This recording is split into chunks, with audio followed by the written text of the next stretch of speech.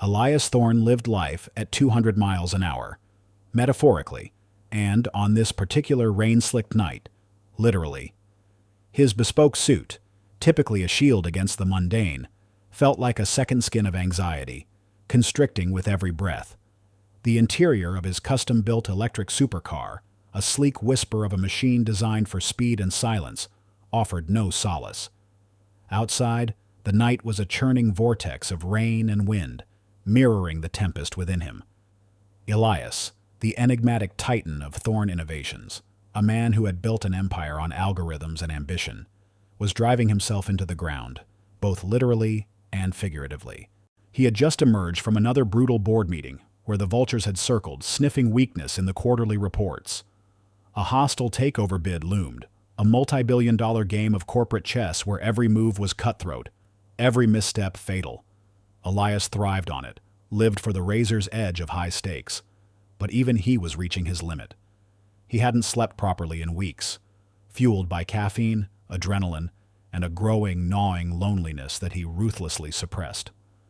His personal life was a wasteland. Relationships withered under the heat of his ambition, leaving him isolated in the gilded cage of his own making. Tonight, the pressure had cracked something inside him. He felt a desperate urge to outrun it all, the corporate sharks, the insatiable media, and the suffocating emptiness that awaited him in his sprawling, empty penthouse. The road ahead, a winding stretch of highway slicing through a dense, isolated forest on the outskirts of the city, was treacherous. Rain lashed down, obscuring visibility, turning the asphalt into a slick, reflective ribbon. Elias gripped the steering wheel, knuckles white, his foot heavy on the accelerator. The car surged forward, a blur of silent power slicing through the storm. He was pushing it, pushing himself, a silent dare to the universe, an unconscious flirtation with the edge. He was exhausted, eyes burning, mind racing, a dangerous cocktail of speed and sleep deprivation. He vaguely registered the sharp curve ahead, the sudden glint of standing water, but it was too late. His tires lost purchase, the car hydroplaned, and in a terrifying, drawn-out moment of visceral helplessness, the world spun. Metal shrieked against asphalt, glass exploded, and the sickening crunch of crumpling steel filled the night. The sleek, futuristic machine, designed for speed and safety, was reduced to a mangled hulk, its advanced systems failing spectacularly. It slammed into a thick oak tree with a deafening thud, then rebounded, skidding wildly across the median before coming to a final, violent rest, partially overturned and spewing a sickening plume of steam and smoke. Inside, Elias was thrown violently against his restraints, his head hitting the reinforced side window with a sickening crack. Darkness consumed him, even before the acrid smell of burning oil filled the rapidly twisting wreckage. He was meant to die in that car crash. Every logical calculation, every probability, pointed to his end in that twisted metal tomb. Miles away, in a world utterly detached from Elias Thorne's high-stakes corporate battles, Lena Petrova was concluding her shift. She worked as a community nurse, serving the sprawling, often overlooked rural communities that bordered the city's affluent suburbs. Lena embodied the antithesis of Elias's existence. Her days were filled not with abstract algorithms and hostile takeovers, but with tangible human needs. She administered vaccinations, monitored chronic conditions, and offered comfort to the elderly and vulnerable, finding profound satisfaction in the simple act of genuine connection. Her modest, sensible sedan, scrupulously maintained, was her mobile office, carrying her through winding country roads. Tonight she was driving home, tired but content after delivering emergency medication to an isolated elderly patient. The rain was relentless, drumming a steady rhythm on her windshield. She was listening to an old folk song on the radio, its gentle melody a stark contrast to the storm outside. As she rounded a sharp, tree-lined bend, a sudden, blinding flash of light pierced the darkness ahead. Her heart leaped into her throat. Instinct, honed by years of navigating rural emergencies and often being the first on scene, took over. She slammed on her brakes, the tires squealing in protest, and brought her car to a controlled stop, her gaze fixed on the mangled silhouette ahead. It was a car, or what was left of one, twisted and smoking, its high-beam headlights still eerily shining, casting grotesque shadows through the pouring rain. A low, guttural hiss emanated from the wreckage, punctuated by the alarming smell of gasoline. Without a second thought, Lena's mind clicked into emergency mode. She grabbed her heavy-duty flashlight, her medical kit, and her emergency blanket from the back seat.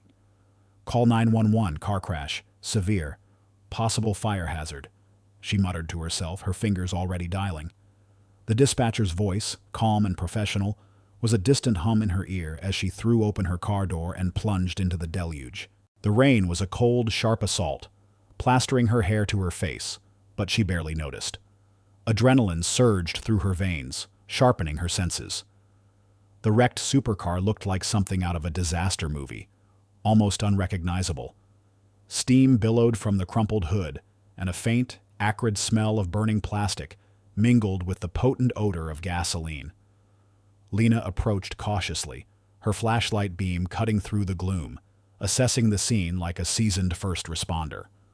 The driver's side was buckled inwards, a horrifying testament to the impact. She peered through the shattered window, her beam landing on the occupant. It was a man, slumped against the mangled dashboard, utterly motionless. His face was pale and contorted, a trickle of blood snaking from his temple. He was wearing a high-end suit, now ripped and stained, an incongruous detail in the terrifying wreckage. There was no movement, no sound, just the chilling silence of unconsciousness, punctuated by the ominous hiss of the cooling engine. He was pinned, his legs trapped by the deformed metal. "Sir, can you hear me?" Lena called out, her voice clear and strong despite the hammering rain. No response. She checked for a pulse, her fingers finding a faint, thready beat at his neck. He was alive, but barely. His breathing was shallow, ragged. His chest appeared to be heavily impacted. The smell of gasoline grew stronger, a terrifying ticking clock. She tried the driver's side door. It was completely jammed. The passenger door, miraculously, creaked open. Lena squeezed inside, the confined space stifling, filled with the metallic tang of blood and burning. She worked swiftly, her movements economical and precise. She assessed his injuries: a severe head wound, possible internal bleeding, definitely broken ribs, and compound fractures in his legs. His pupils were sluggish, a sign of potential brain trauma. He was going into shock. "Stay with me, sir," she murmured, her voice calm and reassuring, though her heart hammered against her ribs. She carefully stabilized his head and neck, her hands surprisingly strong. She found a large shard of glass embedded in his forearm, bleeding profusely. With practiced efficiency, she applied direct pressure, wrapping it tightly with a sterile bandage from her kit. She knew she couldn't move him with his suspected spinal injuries and pinned legs, but she could minimize further damage and staunch the blood flow. As she worked, she murmured reassurances, talking to him even though he was unconscious. "Help is coming. Just hold on. You're doing great."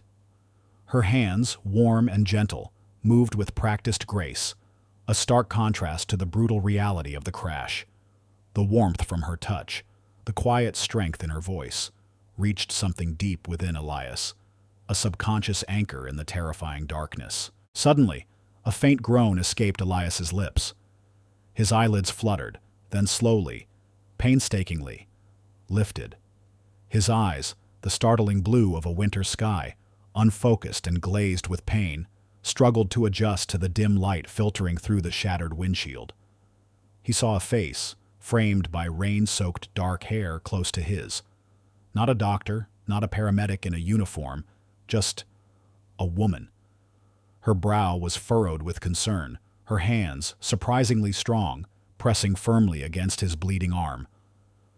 She wore a simple, practical, waterproof jacket, her face smudged with dirt, but her eyes held a profound, unwavering compassion he hadn't encountered in years, if ever.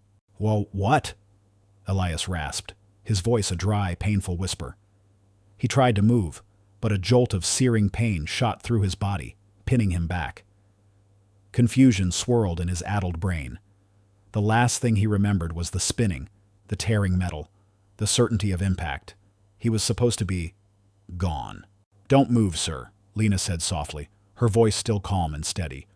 "You've been in a bad accident. My name is Lena. I'm a nurse. I've called for help. They're on their way. Just try to stay still." Elias stared at her, his mind struggling to process. Lena, a nurse. Not someone he had hired, not someone on his payroll, not someone seeking a favor.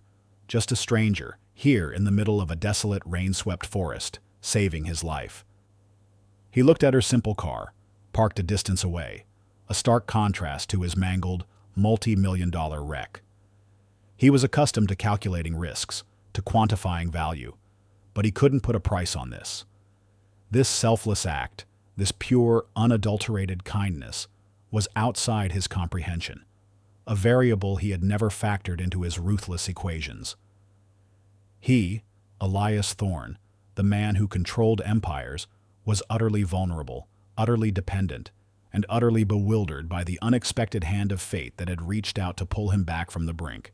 The distant wail of sirens began to cut through the storm, growing louder, closer. Lena breathed a sigh of relief.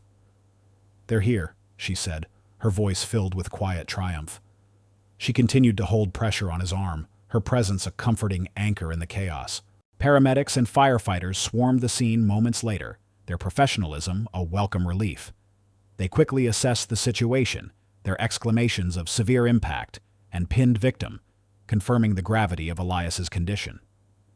Lena efficiently relayed her assessment of his injuries, her medical terminology precise and accurate, impressing the seasoned paramedics. They worked quickly, using hydraulic tools to carefully cut away the mangled metal, gently freeing Elias from the wreckage.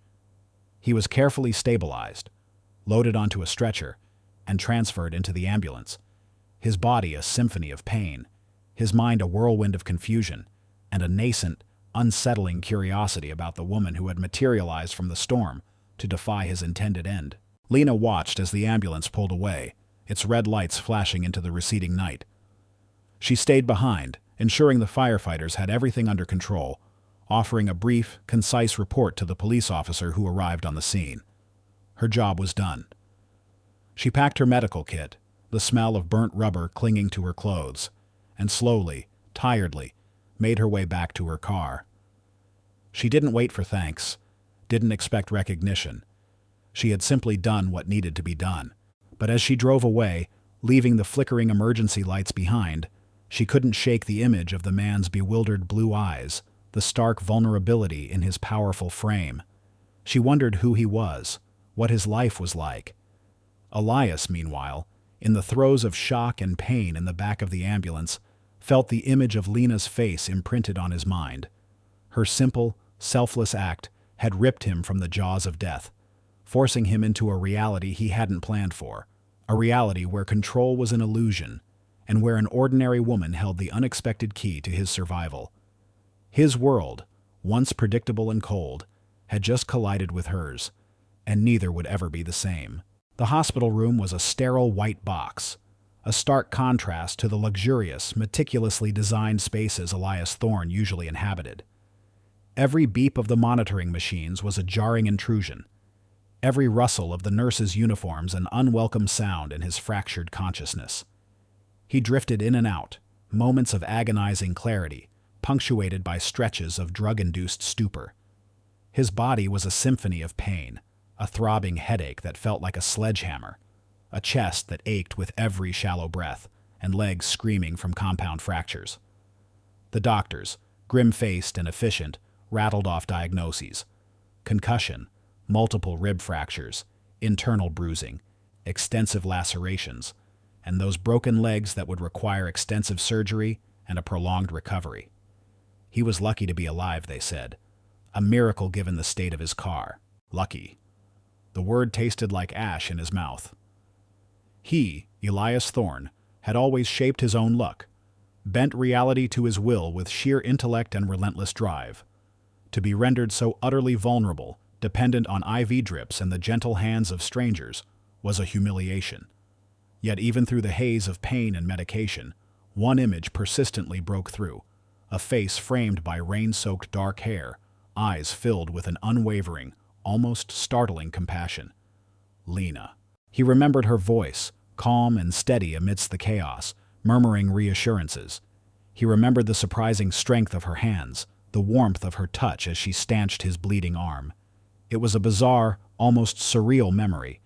He, a man whose personal interactions were typically transactional, had been saved by pure, unadulterated selflessness. It was a concept foreign to his tightly controlled world. As days bled into a week, the physical pain slowly dulled, replaced by a restless mental energy. Elias began to push back against the sedatives, demanding to know the details of the crash, the status of his company. His assistants, a phalanx of young, stressed-out individuals, brought him tablets and hushed reports, their faces a mixture of relief and barely concealed exasperation at their boss's relentless drive even from a hospital bed. Thorne Innovations was weathering the storm, but the hostile takeover bid was still a palpable threat. His empire, built brick by painstaking brick, felt suddenly fragile. But beneath the corporate anxieties, the image of Lena persisted, an unexpected echo in the sterile silence of his recovery. Who was she? Why had she risked her life for a stranger on a desolate road? He had never even truly thanked her. The omission gnawed at him. He barked orders at his head assistant, Mark, a perpetually tired man who had endured Elias's tyrannical genius for a decade. Find her, Mark. The woman who saved me. Lena. Petrova, I think she said. I need to compensate her. Properly. Mark, accustomed to his boss's bizarre demands, merely nodded, already typing on his tablet. Understood, Mr. Thorne. I'll put our investigative team on it immediately. Meanwhile, Lena Petrova had returned to her unassuming life, the car crash a dramatic interlude quickly absorbed back into the rhythm of her demanding work. She had given her statement to the police, concise and factual, omitting her own heroic actions, focusing only on the injured man and the details of the accident. She never expected to hear from him again. To her, it was simply part of her duty, an extension of the care she offered every day to those in need. She found satisfaction in the small victories: a patient's improving health, a child's vaccination, a worried family's relief. The high-octane world of Elias Thorne was as alien to her as deep-sea exploration, yet a subtle shift had occurred within her too. The memory of the crash, the raw vulnerability of the powerful man, lingered. She found herself wondering about him, not in a romanticized way, but with a nurse's quiet curiosity. Had he survived? Would he recover? She hoped so. Life, she believed, was a precious, fragile gift worth fighting for. Back in his hospital room, Elias's recovery was painstakingly slow. The days were a blur of physical therapy, uncomfortable medical procedures, and the relentless hum of his company's operations, relayed through whispered phone calls and encrypted messages. He was learning to walk again, each painful step a frustrating reminder of his shattered control. The hostile takeover bid intensified, adding a layer of ruthless pressure to his already strained existence. He felt himself slipping back into the old patterns: isolation, anger, a singular focus on conquering his enemies. Then, one afternoon, Mark walked into his room, a carefully neutral expression on his face. "Mr. Thorne, we found her. Lena Petrova. She's a registered nurse, works for the Crestwood Community Health Clinic, primarily in rural outreach, lives locally, doesn't have a public profile." He hesitated. "She declined the financial reward you authorized. Said she was just doing her job. And she asked us not to contact her again. Said she preferred her privacy." Elias stared, utterly dumbfounded. Declined? No one declined Elias Thorne. Everyone had a price. Everyone wanted something. Money, influence, connections. This woman, Lena Petrova, wanted nothing. It was an anomaly that defied all his algorithms, all his understanding of human nature. This refusal, far from deterring him, ignited an unexpected spark of curiosity, then a strange sense of irritation, and finally, a grudging respect. It also brought a flash of shame. He hadn't even offered a direct thank you. He discharged himself from the hospital against medical advice, moving into a secluded, high-tech rehabilitation villa on his sprawling estate. The physical therapy was brutal, but the mental battle was harder. He was surrounded by his usual retinue: physical therapists, chefs, security personnel, a constant stream of business associates. Yet, he felt more isolated than ever. He was Elias Thorne, the invincible tech god, brought low by a random act of fate, saved by a woman who refused to be bought. One evening, exhausted from therapy, he sat in his wheelchair by the panoramic window, overlooking his immaculate, sprawling gardens. His life had been a relentless pursuit of more money, more power, more innovation. And it had left him empty, alone, teetering on the brink of self-destruction. He remembered the sensation of falling, the certainty of impact, and then Lena's face, pulling him back. She hadn't just saved his life. She had, inadvertently, shown him a different kind of existence, one where compassion wasn't a weakness and where human connection wasn't a luxury, but perhaps a necessity. He picked up his phone, his fingers, still stiff from his injuries, fumbling with the touchscreen. He wasn't contacting Mark. He was looking for something else, something simpler. He found the Crestwood Community Health Clinic's website. Its interface was basic, almost archaic compared to Thorne Innovation's cutting-edge designs. But he found her name, Lena Petrova, RN. And he saw the clinic's mission statement, providing compassionate, accessible health care to all members of our community. Compassion. The word echoed in his mind. He closed his eyes, a strange mix of emotions swirling within him. Anger at his vulnerability, frustration at his lack of control, but also a nascent, unsettling curiosity about this woman who had so effortlessly disrupted his carefully ordered universe. He, Elias Thorne, was meant to die in that car crash. But Lena Petrova had intervened, changing not just his fate, but perhaps the very trajectory of his life. The echo of life she had brought him was beginning to resonate, softly at first, but steadily growing, pulling him towards an unfamiliar, uncertain path.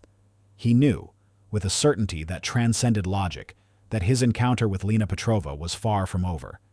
His recovery, both physical and existential, was just beginning, and he suspected she held an unexpected key to both. He just had to figure out how to unlock it. Elias Thorne's recovery was a grueling, solitary affair, punctuated by the relentless demands of his empire and the persistent phantom of Lena Petrova. Confined to his opulent rehabilitation villa, he found himself trapped in a gilded cage. Physical therapy was a daily torment, each stretched muscle and aching joint a stark reminder of his vulnerability. The corporate battles, though still consuming, now felt strangely hollow. The hostile takeover bid continued to escalate, forcing him to engage in brutal negotiations from his wheelchair, his mind sharp but his spirit increasingly restless. He was winning, but the victories tasted like dust. The fact that Lena Petrova had refused his financial reward gnawed at him. It was a variable he couldn't compute. Everyone had a price. Everyone in his world was motivated by self-interest. Lena's selfless act and her subsequent rejection of compensation defied every principle Elias had built his life upon. It was an anomaly that had lodged itself deep in his psyche, an unsettling, almost irritating itch he couldn't scratch. He needed to understand. His usual methods proved useless. His security team, accustomed to tracking down rival CEOs or exposing corporate espionage, found Lena Petrova's life an open book of quiet integrity. She lived simply, worked diligently, and dedicated her spare time to local community initiatives.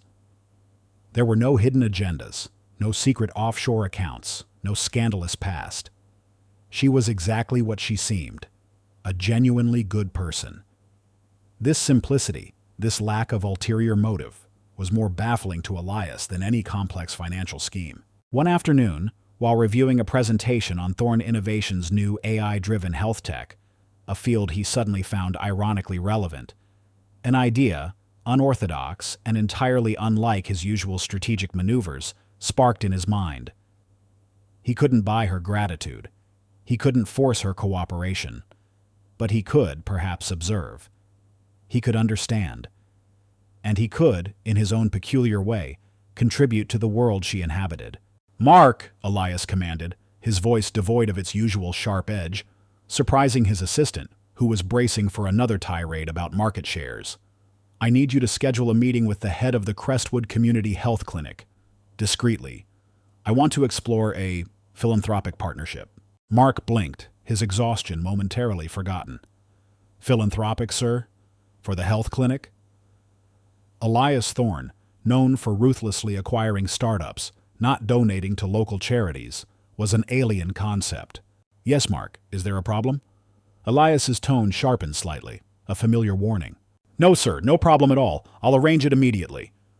Mark scurried away, undoubtedly wondering if the concussion had altered his boss's personality. Meanwhile, Lena Petrova continued her work, unaware of the powerful wheels turning in her direction. She was busy navigating the everyday challenges of community healthcare, securing supplies for a flu vaccine drive, coordinating visits for homebound patients, and advocating for better mental health resources in the often overlooked rural areas. The memory of the crash and the enigmatic millionaire she had pulled from the wreckage occasionally surfaced, a fleeting thought of curiosity. She hoped he was recovering. That was enough. A few days later, Elias, still in a wheelchair but moving with more determination, arrived at the Crestwood Community Health Clinic. It was a modest building, far from the gleaming high-rises he was accustomed to. The waiting room was clean but simple, filled with a diverse mix of patients, elderly residents, young mothers with children, migrant workers. The air hummed with a quiet, compassionate energy, utterly unlike the cutthroat tension of his corporate headquarters. He was met by Dr. Evelyn Reed, the clinic's pragmatic but dedicated director. Dr. Reed, wary of wealthy benefactors with hidden agendas, listened politely as Elias, with uncharacteristic awkwardness, began to outline his interest in supporting the clinic. He spoke in broad, corporate terms about impact investment and scalable health solutions, but there was an underlying sincerity that surprised even himself. He found himself genuinely listening as Dr. Reed passionately described the clinic's daily struggles: outdated equipment, a critical shortage of staff, and the immense need for mobile outreach units to reach isolated populations. Elias saw the inefficiencies, the opportunities for technological intervention. His mind, ever analytical, began to whir with solutions. But he also saw something else: the raw dedication of the staff, the genuine gratitude of the patients, the quiet dignity of a community caring for its own. It was a stark contrast to the transactional world he inhabited. "What about a mobile clinic?" Lena's voice, clear and resonant, cut through his thoughts. He froze. She was standing in the doorway of a small examination room, her hands still gloved, a chart in her hand. She hadn't seen him yet. She was talking to Dr. Reed, her back partially turned. "Dr. Reed, Mr. Henderson's family in Willow Creek needs daily wound care, but they can't make it here consistently. A dedicated mobile unit could cover all those isolated cases, not just once a week." Dr. Reed sighed. "I know, Lena. It's a dream. But the funding for even a second-hand van, let alone equipping it with modern diagnostics." Elias watched Lena, her posture slightly slumped with fatigue, but her eyes burning with an unshakable commitment. She wasn't performing. She was simply being herself, advocating for her patients. He remembered those eyes from the crash, that same unwavering compassion. This was his opportunity. He cleared his throat. Lena turned, her eyes widening slightly as they met his. Recognition flickered in them, then a subtle flicker of surprise, almost irritation. She clearly hadn't expected to see him here. Elias, despite his recovery, felt a strange jolt of vulnerability under her direct gaze. "A mobile clinic," Elias said, his voice surprisingly soft. "That's an excellent idea, Nurse Petrova." Lena's expression tightened imperceptibly. "Mr. Thorne," she acknowledged, her tone neutral, professional, but distinctly reserved. "I hope you're recovering well." "I am, thank you. Largely thanks to you," Elias replied, a genuine warmth entering his voice, an emotion he rarely displayed. He felt an almost childish urge to explain why he was there, but he restrained himself. This wasn't about him. Dr. Reed, sensing the awkwardness and the underlying history, quickly interjected. "Nurse Petrova, Mr. Thorne is exploring a potential partnership with the clinic. He was just asking about our needs." Lena nodded, her gaze still assessing Elias. "Our needs are many, Dr. Reed, but a mobile unit would revolutionize our outreach. It would bridge the gap for so many who are literally cut off from care." Her passion for the idea was clear, despite her guarded demeanor towards Elias. Elias saw it. He saw the genuine, selfless drive that had propelled her to save him. It wasn't about money or recognition for her. It was about the tangible impact on human lives. And in that moment, something shifted within him. He wasn't just observing anymore. He felt a nascent desire to connect, to contribute to this different kind of world. He spent the next few weeks immersed in the clinic's operations, a corporate titan moonlighting as a quiet benefactor. He didn't just write a check, he applied his formidable intellect to their problems. He commissioned a team from Thorne Innovations to design a state-of-the-art mobile clinic, equipped with telemedicine capabilities and advanced diagnostic tools. He streamlined their inventory management, optimized their patient scheduling using AI, and even negotiated bulk discounts with pharmaceutical companies. He did it all with his usual ruthless efficiency, but with a new, unfamiliar purpose. He avoided direct interaction with Lena as much as possible, respecting her clear desire for distance. But he watched her. He saw her patience with a frightened child, her gentle empathy with a worried elder, her tireless dedication, working late into the evenings. He saw the profound human connection she forged daily, a stark contrast to his own isolated existence. He began to understand. Lena wasn't an anomaly. She was an embodiment of a different set of values, a different kind of wealth. One evening, as he was leaving the clinic after a long day of meetings, he saw Lena struggling to carry 2 heavy boxes of medical supplies to her car. Without thinking, Elias, still moving with a slight limp, moved to help. "Here, let me," he said, reaching for one of the boxes. Lena looked up, surprised. "Oh, Mr. Thorne, you don't have to. I've got it." Her voice was still reserved, but there was a hint of weariness. "Nonsense," he replied, taking the heavier box. They walked in silence to her modest sedan. As he carefully placed the box in her trunk, he hesitated. "Nurse Petrova," he began, his voice uncharacteristically tentative. I know you said you didn't want anything, but your actions that night, they fundamentally changed my life. I was in a very dark place. And you pulled me back. I haven't properly thanked you." He looked at her, his intense blue eyes softening slightly. "Thank you. Truly." Lena met his gaze. Her initial wariness softened, replaced by a flicker of understanding.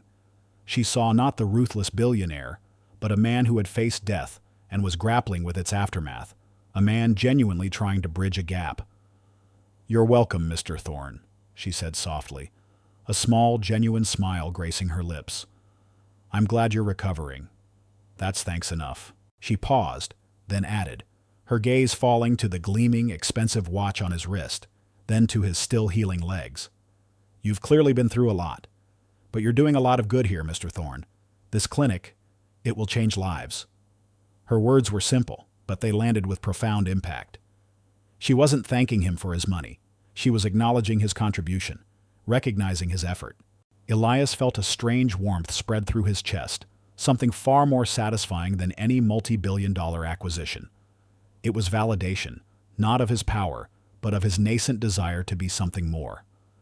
Lena Petrova, the woman who had saved him from a car crash, was now inadvertently saving him in a different way, leading him down an unconventional path towards a life he never knew he needed. The pursuit had begun not with force or transaction, but with quiet observation and a genuine desire to understand, and it was slowly, unexpectedly, changing everything.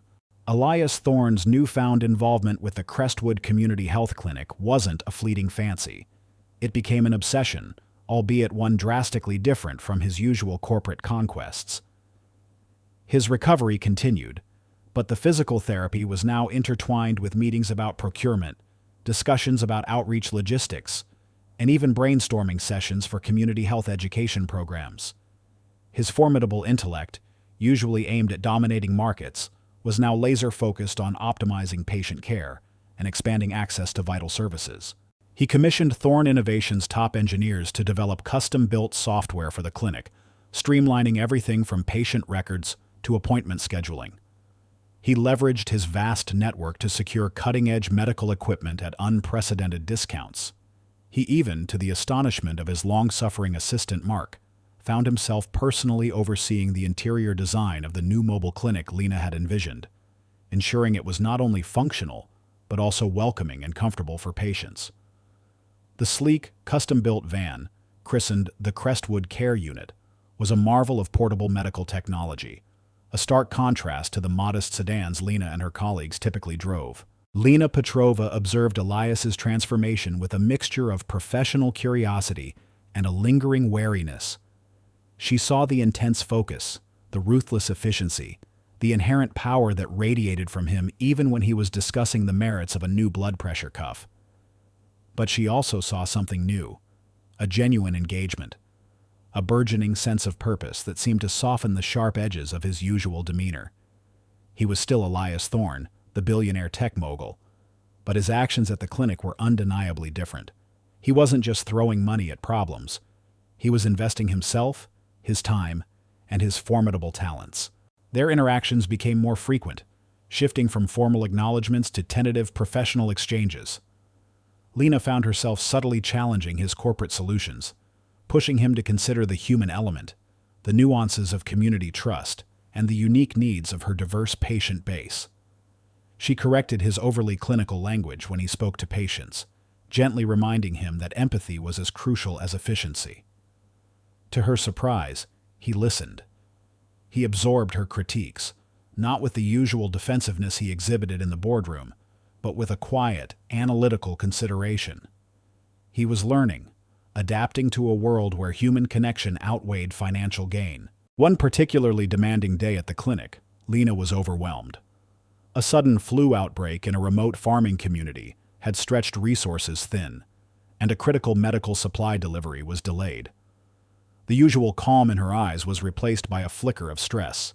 Elias, present for a routine meeting about clinic expansion, immediately noticed. "Problems, Nurse Petrova?" he asked, his voice unexpectedly gentle. Lena sighed, rubbing her temples.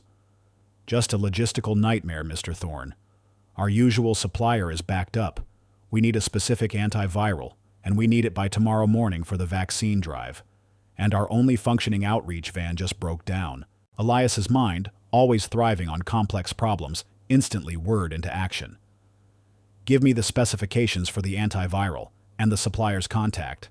As for the van," he glanced at his gleaming black car outside.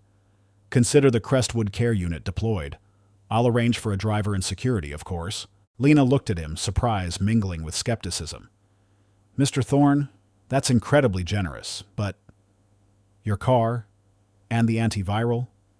That's a tall order on such short notice." "Tall orders are my specialty, Nurse Petrova," Elias replied, a faint, almost imperceptible smirk touching his lips. He was back in his element, problem-solving, leveraging resources, cutting through red tape. But this time it was for the common good, not personal gain. "Consider it done." True to his word, by dawn the next day, the critical antiviral medication was delivered by a Thorne Innovations private jet to the nearest airstrip, then swiftly transported to the remote community. And the brand-new Crestwood Care Unit, gleaming and fully stocked, was ready for deployment, complete with a professional driver and a discreet security detail. Lena, exhausted but relieved, piloted the advanced mobile clinic herself, marveling at its capabilities. Elias, against the advice of his doctors and the exasperated protests of Mark, even insisted on making a brief, unannounced visit to the remote community, observing the vaccine drive from a distance, watching Lena efficiently administer care, her compassion a palpable force. He saw the relief on the faces of the community members, the trust in their eyes as Lena spoke to them. It was a kind of success he had never truly experienced, far removed from stock market highs or corporate victories. The incident was a turning point. It solidified Elias's commitment to the clinic and subtly shifted Lena's perception of him. She saw his capabilities harnessed for good, his vast resources deployed for genuine human impact. The ruthless mogul was still there, but now, he was directing his power towards healing, not just acquiring. As the weeks turned into months, Elias continued to spend a significant portion of his time at the clinic. He sponsored a full-time mental health counselor, established a scholarship program for aspiring local nurses, and even funded a series of community health fairs. His presence became less about a fleeting philanthropic gesture and more about deeply integrated involvement. He wasn't just Elias Thorne the donor, he was Elias Thorne the partner. He found himself engaging in conversations with Lena that went beyond logistics. They discussed healthcare disparities, the social determinants of health, and the profound impact of empathy in patient care. Elias, accustomed to debating market trends, found himself genuinely challenged and intellectually stimulated by Lena's perspective, her deep understanding of human needs. He started to see the world not just through the lens of profit and loss, but through the lens of human well-being and community strength. One crisp autumn evening, after a particularly successful health fair, Elias found Lena alone in the clinic's small office, finalizing paperwork, a weary but content smile on her face. He approached her, a rare moment where business wasn't the primary topic. "Lena," he began, using her first name naturally for the first time outside the chaos of the crash. The fair was a resounding success. The data on preventative screenings alone is remarkable. Lena looked up, her smile widening. It was, wasn't it? People felt comfortable, connected. That's half the battle. She paused, then looked at him with a directness that always disarmed him. "You know, Mr. Thorne, when you first came here, I thought you were just doing penance, or trying to buy a good image." Elias flinched almost imperceptibly. Her blunt honesty was refreshing, yet piercing. "And now?" he asked, his voice low. Lena's eyes softened. "Now, I think you're actually seeing. Not just the data, not just the problems, but the people. And you're helping. Really helping." She paused, then offered a genuine, warm smile. "Thank you, Elias, for all of it. You've changed this clinic, and you've changed so many lives here." The unexpected use of his first name, combined with her genuine gratitude, sent a warmth through Elias that reached deeper than any business triumph ever had. He realized then that he wasn't pursuing Lena out of a need for thanks or understanding, but because she represented a genuine human connection he desperately lacked. She wasn't just the woman who saved him from a car crash. She was the catalyst for a fundamental shift in his perception of purpose, a guiding light towards a life he never knew he wanted. The seeds of a different life, planted in the wreckage of his crash, were not just sprouting. They were beginning to bloom, slowly but undeniably, under Lena's quiet influence. 5 years had solidified Elias Thorne's integration into the world of the Crestwood Community Health Clinic, transforming him from a detached benefactor into a deeply engaged partner. The car crash, once the epitome of his self-destructive trajectory, had become the catalyst for a profound reevaluation of his life's purpose. The relentless pursuit of wealth and power that had once defined him now felt distant, replaced by a deep-seated commitment to human well-being. Elias, no longer just a ruthless tech mogul, had become the chairman of the board for the Crestwood Community Health Initiative, a newly formed nonprofit he personally founded and funded. This initiative wasn't just about the clinic, it was a holistic approach to community health, addressing everything from preventative care to mental health services and social determinants of health. His once empty mansion was now a vibrant hub of activity, hosting strategy sessions, community fundraisers, and even training workshops for new clinic staff. He applied his formidable strategic mind to solving systemic healthcare issues, leveraging his vast network to secure grants, influence policy, and attract top talent to Crestwood. He championed technological innovations that made healthcare more accessible and efficient for underserved populations, but always with Lena's quiet reminders of the human element in mind. The hard edges of his personality had softened, replaced by a more patient, empathetic demeanor, though his incisive intelligence and unwavering determination remained. Lena Petrova, the quiet nurse who had saved him, continued her invaluable work at the heart of the Crestwood Community Health Clinic. She had risen to become the Director of Community Outreach and Patient Advocacy, a role specifically created to harness her unique blend of clinical expertise, deep empathy, and profound understanding of the community's needs. Lena worked tirelessly, her days filled with direct patient care, coordinating mobile clinic operations, and training new staff on culturally sensitive practices. She served as Elias's moral compass, gently but firmly guiding his ambitious visions towards practical patient-centered solutions. She was often seen in the trenches, delivering care, listening to concerns, and building the essential trust that no amount of money could buy. Her calm professionalism and unwavering compassion were the bedrock upon which the clinic's success was built. Her life, though still modest in material terms, was rich with purpose and the profound satisfaction of serving others. She had, in her unassuming way, become an unseen architect of change, not just for the community, but for the very soul of Elias Thorne. The Crestwood Community Health Clinic, once a struggling local facility, had become a national model for integrated, patient-centered care. Thanks to Elias's strategic investments and Lena's on-the-ground expertise, it had expanded into a state-of-the-art wellness center, complete with multiple mobile units, a dedicated mental health wing, and innovative telehealth services. Its success was widely attributed to its unique blend of cutting-edge technology and deeply compassionate human care, a direct reflection of the unexpected partnership forged in the wreckage of a car crash. The clinic was now a beacon of hope for Crestwood, providing comprehensive health care to all, regardless of their socioeconomic status. Elias and Lena's relationship had evolved into a deep, unspoken partnership built on mutual respect and shared purpose. It wasn't romantic in the traditional sense, but something arguably more profound, a symbiotic intellectual and spiritual connection. They challenged each other, complemented each other, and pushed each other towards greater heights. Elias learned patience and empathy from Lena. Lena learned the power of strategic thinking and large-scale impact from Elias. Their work together was seamless, a testament to how two vastly different individuals could converge for a common, impactful goal. The final image of Crestwood paints a vibrant portrait of a thriving, healthy community. It's a sunny Saturday afternoon at the annual Crestwood Community Health Fair, held on the sprawling, newly landscaped grounds of the Crestwood Community Wellness Center, the expanded clinic. The air buzzes with activity. Children receive free dental checkups, families sample healthy food options from local vendors, and residents participate in fitness classes on the sprawling green lawns. In the midst of the joyful throng, Elias Thorne, looking healthier and more genuinely content than he had in years, stands near the main stage, chatting easily with local politicians and philanthropic leaders. His suit is still impeccably tailored, but his posture is more relaxed, his smile more genuine.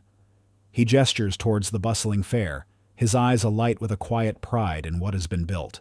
A few yards away, Lena Petrova, dressed in practical clinic scrubs, is expertly navigating a mobile clinic unit, administering flu shots with a gentle touch and a warm smile. She moves with a quiet grace, her presence radiating calm and competence. She spots Elias, and their eyes meet across the crowd. A silent, understanding nod passes between them, a recognition of their shared journey and the extraordinary impact they've created together. The sounds of laughter, music, and enthusiastic chatter fill the air. The faint smell of healthy cooking mingles with the clean scent of disinfectant from the wellness booths. Crestwood, once a city of stark contrasts and hidden struggles, now pulsed with the vibrant energy of a community truly invested in the well-being of all its members. The car crash that was meant to end one man's life had instead paved the way for an unexpected alliance, a shared purpose that had not only transformed Elias Thorne, but had fundamentally reshaped the very fabric of an entire community, proving that even the most destructive events could, with the right touch, become the fertile ground for profound and lasting change. 10 years had passed since the dramatic car crash that was meant to end Elias Thorne's life. The incident, and the subsequent, improbable partnership it forged, had not merely changed individual lives in Crestwood, but had profoundly reshaped the very infrastructure of community well-being. The Crestwood Community Health Initiative, once a fledgling concept, now stood as a formidable, self-sustaining entity, its roots deeply embedded in the heart of the city. Elias Thorne, no longer tethered to the high-stakes world of Thorne Innovations, had fully embraced his role as a transformative philanthropist and social innovator. He had sold off the majority of his stake in his tech empire, choosing instead to channel his formidable wealth and strategic genius into large-scale humanitarian endeavors. He had founded the Thorne Global Wellness Foundation, an organization dedicated to replicating the Crestwood model of integrated community healthcare in underserved regions worldwide. His mansion, now a permanent campus for the Jenkins Community Center and the Thorne Global Wellness Foundation, buzzed with international conferences, medical training programs, and the quiet hum of innovation for good. Elias, once isolated by his ambition, was now surrounded by a vibrant ecosystem of scientists, policymakers, and dedicated humanitarians. He still possessed his sharp intellect and a demanding presence, but it was now tempered by a profound humility and an unwavering commitment to alleviating suffering. His face, once etched with the lines of stress and ruthless ambition, now bore the marks of deep thought and genuine contentment. Lena Petrova, the quiet nurse, had become a revered figure in global health. She served as the chief operating officer for the Thorne Global Wellness Foundation, overseeing the implementation of comprehensive health programs in developing countries. Her practical expertise, grounded empathy, and innate ability to connect with people from all walks of life made her an indispensable leader. She designed culturally sensitive health interventions, trained local healthcare workers, and built sustainable clinics in remote areas, always prioritizing the dignity and needs of the communities they served. Her collaboration with Elias had evolved into an extraordinary professional synergy. He provided the vision and resources, she provided the human touch and practical implementation. Their partnership was a powerful testament to how two disparate individuals, united by a shared purpose, could create monumental change. Lena remained true to her roots, living modestly and finding her greatest satisfaction not in accolades, but in the tangible improvement of lives. The Crestwood Community Health Clinic, now rebranded as the Thorne Petrova Wellness Institute, was a national beacon for integrated healthcare. It boasted cutting-edge research facilities, a renowned training program for community health workers, and an unparalleled record of health outcomes for its diverse patient population. Its initial model of technology-driven compassion had been so successful that it served as the blueprint for the Thorne Global Wellness Foundation's international efforts. The institute provided free, comprehensive care to all Crestwood residents, eliminating healthcare disparities and fostering a genuinely healthy community. It was a tangible, living monument to the profound impact of Elias's transformation and Lena's unwavering dedication. The car crash, the pivotal moment that nearly ended Elias Thorne's life, had faded from memory as a tragedy and emerged as a powerful myth of rebirth and unexpected alliance. The lingering whispers about Elias's past ruthlessness were now almost entirely eclipsed by the widespread admiration for his philanthropic endeavors and the incredible positive change he had ushered into the world. The final image of Crestwood paints a picture of a flourishing, interconnected society. It's a bustling, joyous spring afternoon, 10 years after the crash, at the annual Thorne Petrova Global Health Summit, held on the expansive, redeveloped grounds of the Jenkins Community Center and Thorne's former mansion. The event, now a major international gathering, attracts global health leaders, philanthropists, and community advocates from around the world. On a massive outdoor stage, bathed in sunlight, Elias Thorne, vibrant and articulate, delivers a passionate opening address, outlining the Foundation's ambitious plans for global health equity. He speaks not of profit, but of human dignity, his voice resonating with a depth of purpose that was once unimaginable. In the front row, Lena Petrova, her face radiant with quiet pride, listens intently. Afterwards, she gracefully moves through the crowd, engaging in warm conversations with international delegates and local community members.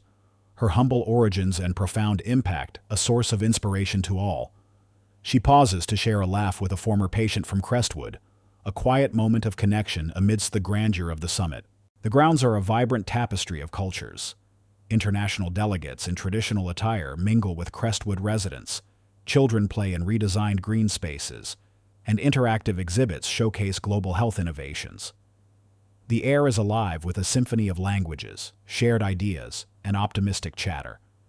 The once empty and isolated estate, a symbol of one man's singular, often lonely pursuit of power, had been transformed into a dynamic, global hub of shared purpose and collective well-being. The car crash that was meant to be the end had, instead, marked the true beginning, setting in motion a ripple effect of compassion and change that now extended far beyond Crestwood, touching lives across continents, an enduring bloom of a future forged by unexpected kindness. 15 years had woven their intricate threads since the car crash that nearly claimed Elias Thorne's life, an event that had paradoxically served as the genesis of an extraordinary transformation. Crestwood, once a community quietly defined by its socio-economic divides, now stood as a vibrant testament to the power of shared purpose, a living, breathing model of integrated well-being and global responsibility. The initial shockwaves of Elias's survival and subsequent metamorphosis had expanded into a steady, powerful current of positive change that touched lives far beyond its borders. Elias Thorne, the former tech titan, was now universally recognized not for his past corporate conquests, but for his profound humanitarian impact. Having fully divested from his remaining tech interests, he had dedicated his life to the Thorne Global Impact Fund, an enormous philanthropic endowment that funded groundbreaking initiatives in global health, sustainable development, and social equity. His former mansion, now the sprawling Thorne Petrova Global Wellness Campus, served as the epicenter of this work, hosting international summits, housing research labs, and training the next generation of global health leaders. Elias, with his silver hair and still piercing blue eyes, moved with a newfound lightness, his presence commanding not through wealth or power, but through the sheer weight of his integrity and his tireless dedication to human flourishing. He had truly found his calling, transforming his immense capacity for strategic thinking into a force for universal good. Lena Petrova, the unassuming nurse, had, in a remarkable evolution, become a quiet titan in global health and humanitarian aid. She served as the executive director of the Thorne Global Impact Fund, overseeing its vast portfolio of projects across continents. Her clinical expertise, profound cultural intelligence, and unparalleled ability to build trust on the ground made her indispensable. She navigated complex geopolitical landscapes with the same calm empathy she once applied to a worried patient, ensuring that the fund's resources translated into tangible, sustainable change in communities ravaged by poverty, disease, or disaster. Lena, though now a global figure, remained grounded in her core values, her personal life still modest, her satisfaction derived from witnessing direct impact. Her enduring partnership with Elias, forged in the crucible of his vulnerability, was the very engine of their shared legacy, a testament to what could be achieved when intellect and compassion united. The Thorne Petrova Wellness Institute in Crestwood had evolved beyond a mere clinic. It was now a world-renowned research and training hospital, specializing in community-based healthcare models and preventative medicine. It hosted visiting scholars from across the globe and served as a blueprint for accessible, equitable healthcare systems.